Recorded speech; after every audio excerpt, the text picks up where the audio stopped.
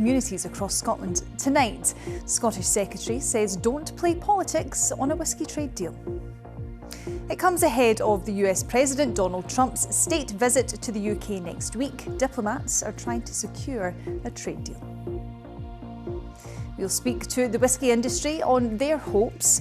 Also tonight, Inverness Cally Thistle is officially out of administration. It's been a tough year, but now to finally be debt-free and clear of administration's kind of the news that every Cally Thistle supporter will be wanting to hear. We will, of course, have all of the sport for you with Lewis. Yes, Sarah, it's been a dramatic few weeks on and off the pitch for Celtic, so we'll discuss the state of play at the club as the Premiership returns this weekend. Lovely stuff, Lewis. And finally, the 4-year mystery of a wedding crasher in Ayrshire is finally solved. Hello, I'm Sarah McMullen and welcome to the news at 7.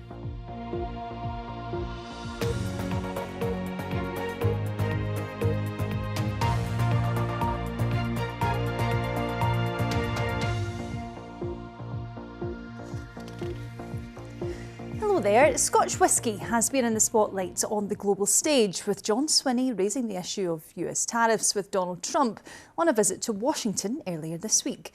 This morning, the Scottish Secretary, Douglas Alexander, told the BBC the sacking of the UK's ambassador to the US, Peter Mandelson, won't derail any potential deal. He also accused the First Minister of political point scoring after John Swinney was alongside Mandelson during that visit. Well, with more now, here's our political correspondent, Phil Sim.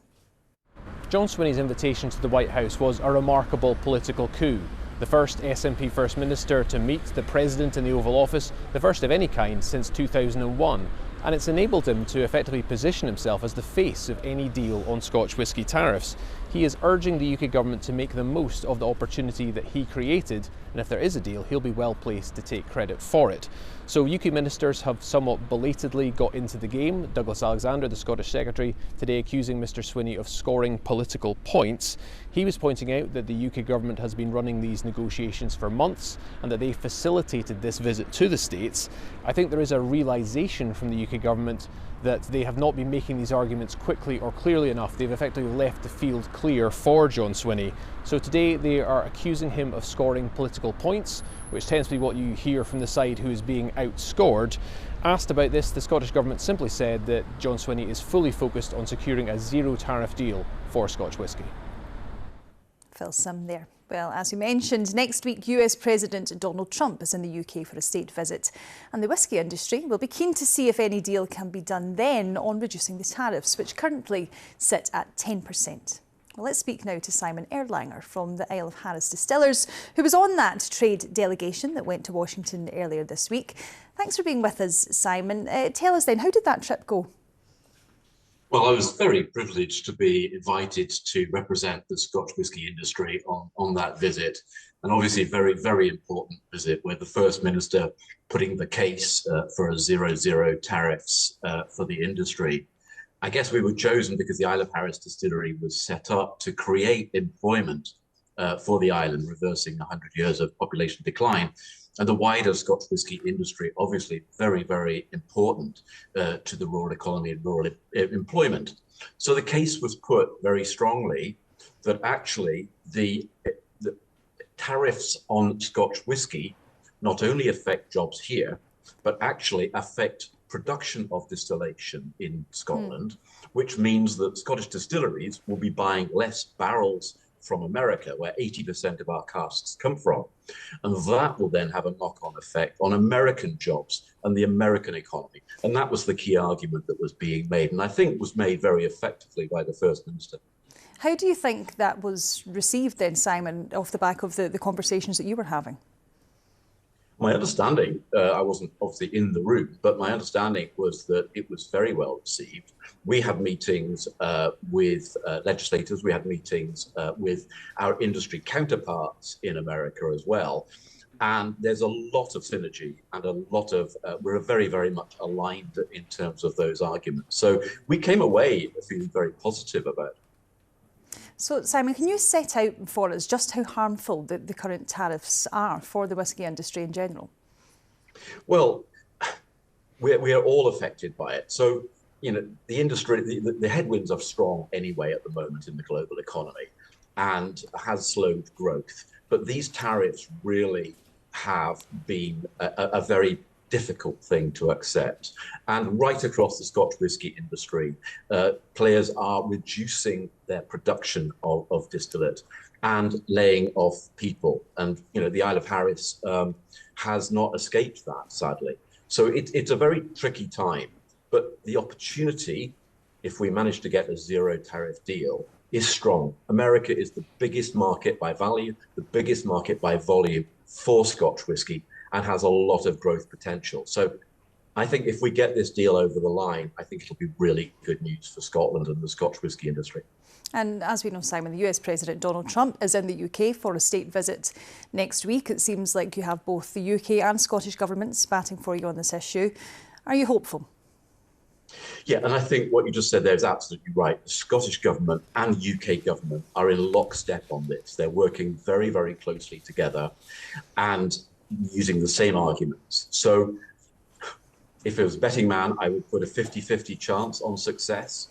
But, with a fair wind, and obviously it's now in the president's gift when he comes over next week, hopefully, to be able to give us some good news.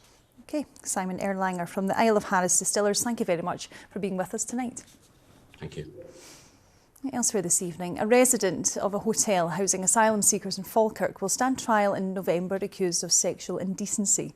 Saeed Ajid denies performing sex acts and making obscene gestures towards two locals from a window at the Cladden Hotel.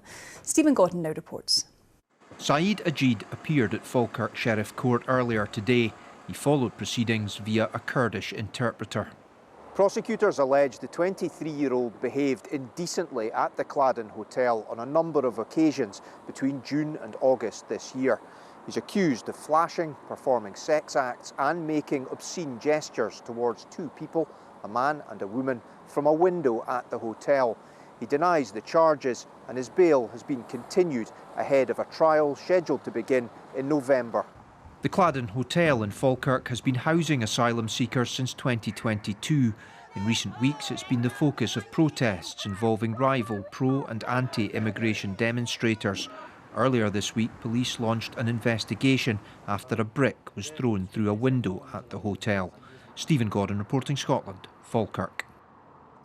Thank you for joining us tonight. It's News at 7 coming up. You're not a ghost, you're real. The 4-year mystery of a wedding crasher is finally solved. It's been sunshine and showers today for many, more of the same on the way tomorrow. I'll have a full weekend forecast later, including a look at some of your Weather Watcher photos.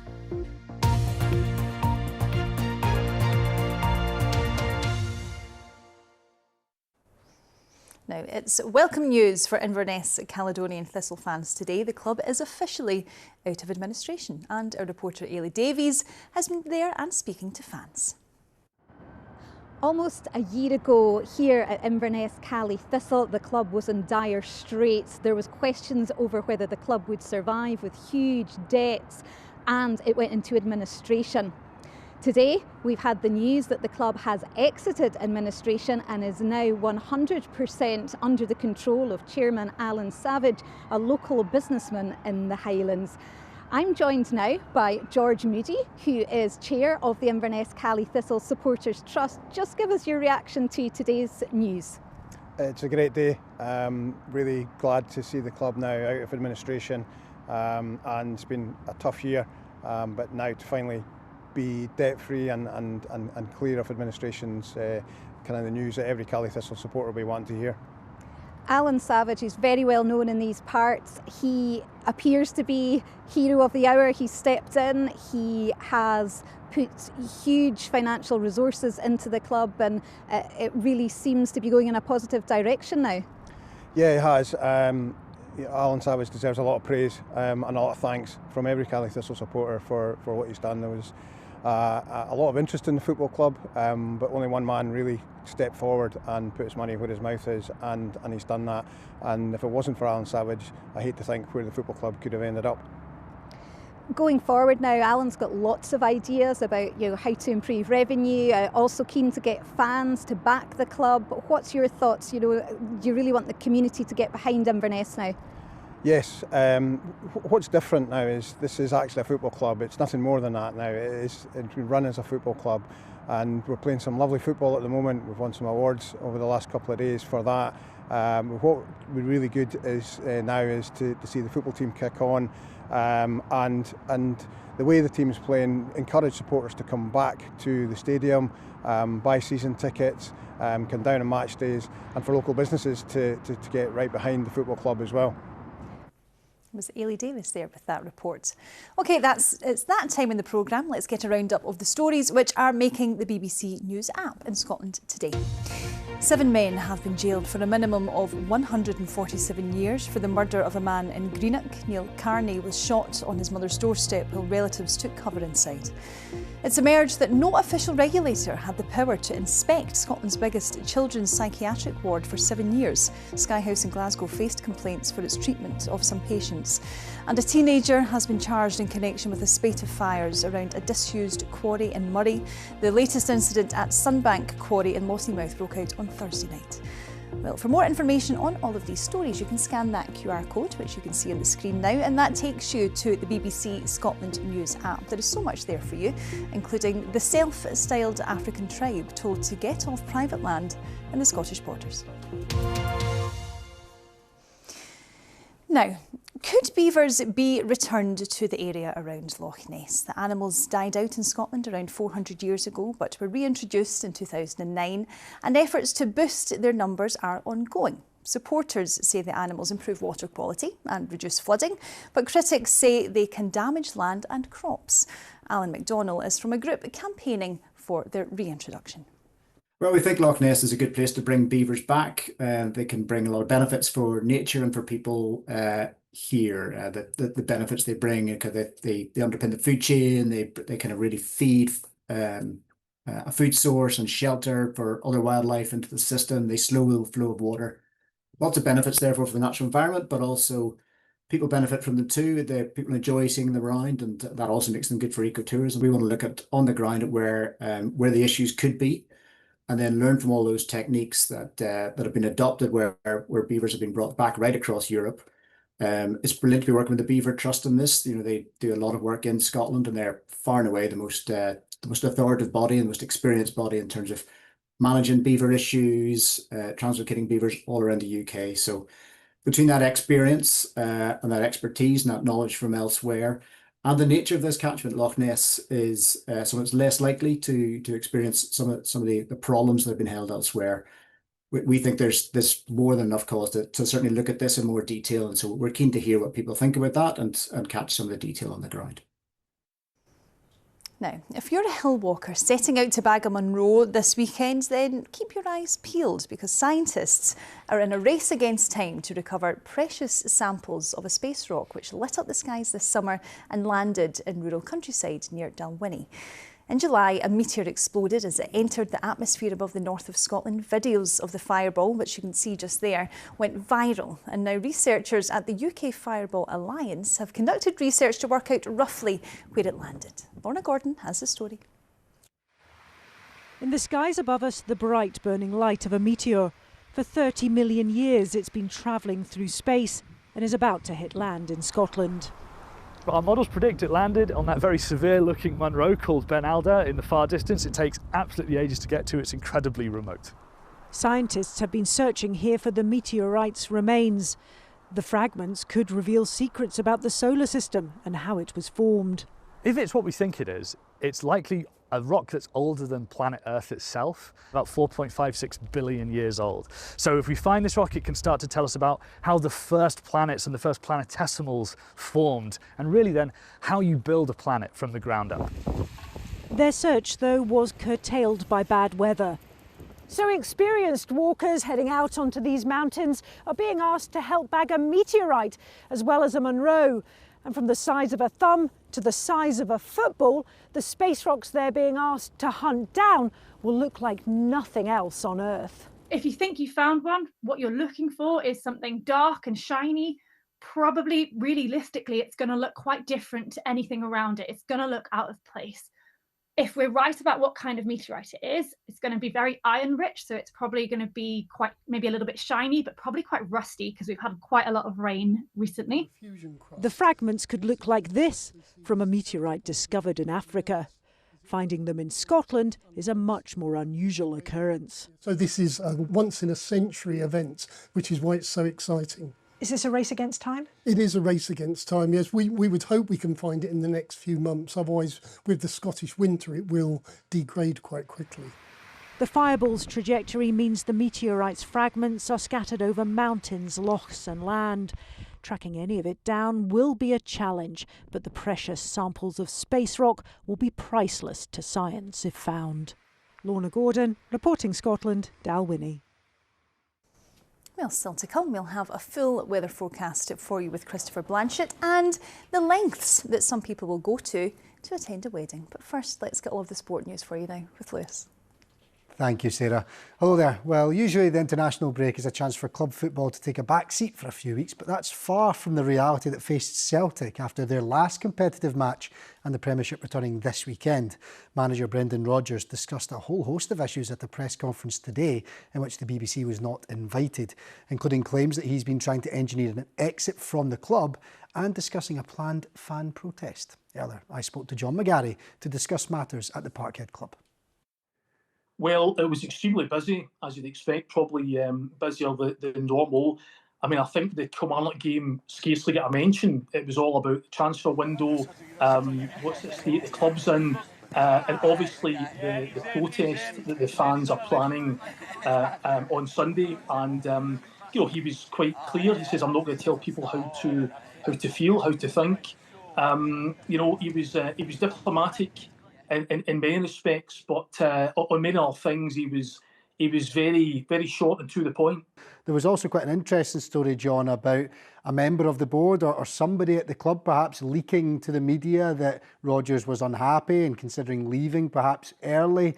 And Brendan Rodgers addressed questions on that as well, didn't he? He did indeed. And he basically said that the individual concerned had been guilty of a cowardly act.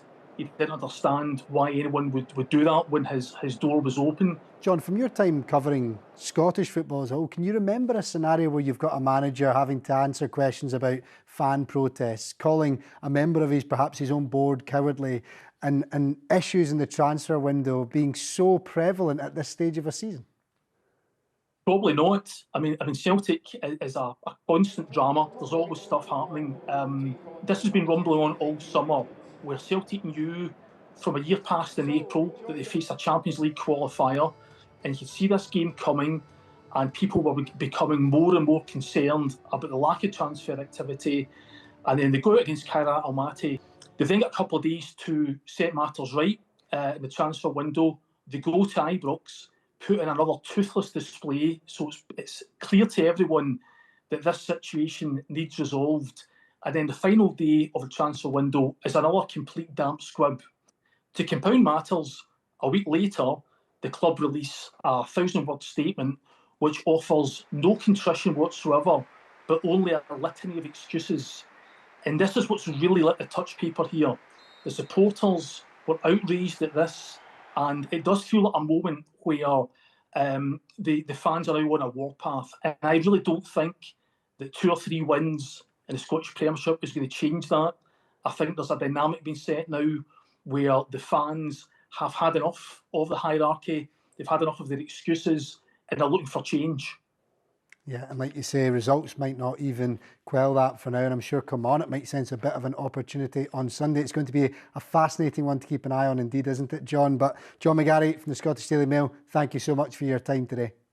You're very welcome. Well, there's disgruntlement among fans at Rangers too after a winless start to the Premiership season, something Russell Martin admits has to change now. The head coach confirmed that Nico Raskin wouldn't be in the squad for tomorrow's match against Hearts, saying he needs to earn the trust of his teammates. It's never a personal thing, it's always professional. My job is to do what I feel is best for the team, for the club. It's not about me, it's not about Nico, it's about everyone. And we've got a really good group now, a really good squad. We're so happy with it after the transfer window shut. I think we're in such a stronger position, and I'm really excited about what this group can go on and achieve now. I think for us, the season has to start winning now. We have to start winning. We've had so much to deal with in such a short space of time that's really affected certain things, and now we have to start winning football matches, and I think we're excited about that. Moving to rugby now, and Scotland captain Rachel Malcolm says this weekend's World Cup quarter-final clash against England is one of the biggest games of the players' careers. The Scots meet the side ranked #1 in the world this Sunday after a hugely impressive tournament which has seen them reach the knockout stages for the first time since 2002, and having banished the disappointment of missing out on finals for a large part of her career, Malcolm is relishing the opportunity to take on the old enemy. Not qualifying for World Cup for 12 years was up there with probably one of the darkest times of my life. So the pressure that was on my shoulders for us to get to that point, it really felt pretty heavy. I think it is the biggest game of our career because we have a huge amount of belief in this team. I don't think we've ever played England with this Scotland team and this level of belief and this level of unity. So it's a different game. And it's a different challenge and one that we couldn't be more excited for. And finally to golf, and there is still plenty of Scottish interest towards the top of the leaderboard at the PGA Championship at Wentworth. Richie Ramsey carded a 3-under par 69 to go into the weekend on 9 under, 3 shots off current leader Hideki Matsuyama. Ewan Ferguson finds himself level with Ramsey after an eagle on 18 today, with Connor Syme tied with Rory McIlroy on -3 after shooting 72. Robert McIntyre will start at 2 under tomorrow after a second consecutive round of 71. And as always, there's plenty more for you over on the BBC Sports Scotland website, including a longer preview to the weekend's football action after it returns following that international break. And there's plenty to keep an eye on indeed. And Sarah, it's shaping up to be a very packed weekend of sport. I'm very much looking forward to it. Well, you took the words right out of my mouth. I was going to say that's your weekend sorted, Lewis. You know exactly what I'm doing. But I have a question for you before you go. Do you like a good wedding? I do, but I won't be crashing any this weekend before you get any ideas. Well, don't steal my thunder, right? Because I'm about to ask, how would you feel if a stranger turned up at your wedding? Well, that's exactly what happened to Michelle and John Wiley, who tied the knot in South Ayrshire, surrounded by their loved ones, +1. They didn't notice their extra guest until looking over the wedding photos, where they noticed this man looking a little bit puzzled. And after 4 years and a social media appeal, they tracked him down. Oh my gosh, you're not a ghost, you're real. Well, our reporter Hazel Martin takes a look now at this love story with a twist. I left the house, and me being me, I was running, not late, but I was cutting it very, very fine. Run up the stairs. I go and I sit down, and I'm quite nervous. I'm looking about. I'm looking for David, and I don't see him. But I'm rationalising it, and I'm thinking, well, it's fine because he'll be in a separate room with the bride. The music starts, everyone stands up, everyone turns round in unison, and out comes Michelle. But at that point, I've just got to roll with it at that point, because you can't exactly just get up and walk out of a wedding. So eventually the ceremony ends. Right as I lift myself out the seat, I hear somebody, can we get everybody together for some group photos, please? And I'm just like, that picture at the end, it's everybody, and there's this big head at the back of the picture, and that's me just like, At what point did you think something was a bit off? So I had no clue on the day whatsoever. Walking down the aisle, didn't even notice him. None of my family, none of my friends, anyone was there, had any idea. Like, nobody spotted him at all. And it was just when I got the pictures back for the photographer, and he sent me through about 10 photos, and I looked at them, and there was like 3 of them, or 4 of them that you were in, and I was like, John, who's this guy here, right, like behind my mum and dad? And he's like, I have not got a clue, no idea whatsoever. So eventually I thought, right, none of my friends, I've got enough friends to reach out and find out who this guy is. So I thought, I'm going to message somebody that's got a lot of followers and see how far it can go, and hopefully we can try and find out who it is. Within 2 hours of it, we managed to find him. We commented on the post, which is just brilliant. I see these pictures, and I see all these pictures of me circled, and who is this man? And initially I was afraid, I thought I was in trouble. But I thought about it, and I kind of mulled it over, and I was just like, do you know what? Everybody that I tell this story to thinks it's hilarious. How did you feel knowing that you had solved it? Once and a for all. relief. I honestly, I could not stop laughing. It was just so funny, and I was phoning all my friends, my family. I'm like, oh my God, we know who it is now. It's such a relief finding out now I don't have a stalker, my husband doesn't have a stalker. And do you plan on keeping in touch? Yeah, oh definitely, yeah. All the best weddings have a good story, don't they? That was Michelle and Andrew speaking to our reporter, Hazel Martin. OK, time to take a look at the weather now. Christopher is with us. What's in store this weekend? Bit of everything, actually. Some showers, some sunshine, some chilly nights as well. A mixed bag. Actually. Sorry? A mixed bag. Well, yes, if you like, but autumn really, isn't it? So, bit of everything probably sums it up. Let me show you what's happening, because we've got a number of showers across the country at the moment after what has been a fairly showery afternoon. In fact, those thunderstorms down towards Dumfries and Galloway still with us. But as we go through the next few days, low pressure is sticking with us. That means unsettled. Certainly some heavy rain to come later on Sunday. And then that low pressure begins to clear away as we head through towards Tuesday. So this is the picture first thing tomorrow. We've got some overnight rain still clearing away through parts of Angus, Aberdeenshire, Murray and the far north. Elsewhere, some brighter skies to start the day, a rash of showers around the west coast and some morning sunshine across Orkney and Shetland. So as we go through the course of the day tomorrow, we'll see that earlier rain clear, then some sunshine and dry for a time, but then the showers get going, and that means it's an afternoon of sunshine and showers once again. And tomorrow night, the showers fade away, leaving us with quite chilly conditions, actually. Some mist and fog around, temperatures in towns and cities 4, 5, 6 Celsius. That means it's a chilly start to Sunday, but a dry and a bright one, some sunshine, bit of mist and fog, that'll lift, and then the cloud builds from the south, and then the rain arrives. That's that area of low pressure I showed you, moving in towards the southwest, but holding on to the dry and bright weather in the far north. Of course, on Sunday as well, the Women's Rugby World Cup quarter-final clash between Scotland and England is going to be pretty wet at kick-off, actually. That rain easing off through the course of the game. Then on the extended outlook, Monday, Tuesday and Wednesday, the low pressure pulls away. Another one midweek, but probably staying to the south of us, hopefully. But this is Monday, first off, and you can see we've got that low pressure swirling around, clearing away, giving a few showers and temperatures around about the mid-teens. By the time it clears on Tuesday, something a little bit quieter, still a few showers, and there's that another low pressure moving in south of the border for Wednesday. So it remains unsettled and autumnal, some showers or longer spells of rain at times. That's the forecast.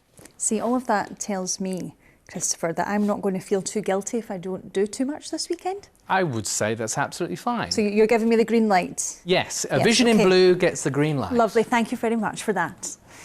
Well, that is all from us here tonight. Thank you very much for being with us. We'll see you later. Bye-bye.